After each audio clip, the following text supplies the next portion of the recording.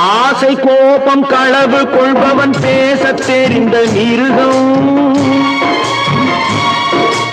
அன்பு நன்றி கருணை கொண்டவன் மனித வடிவில் தெய்வம். இதில் மிருகம் என்பது கள்ள மனம், உயர் தெய்வம் என்பது பிள்ளை மனம்.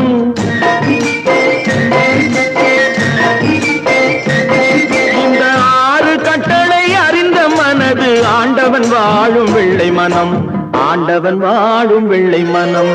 6 மனமே 6, அந்த ஆண்டவன் கட்டளை 6. தேர்ந்து மனிதன் வாழும் வகைக்கு தெய்வத்தின் கட்டளை 6, தெய்வத்தின் கட்டளை 6. 6 மனமே 6, அந்த ஆண்டவன் கட்டளை 6.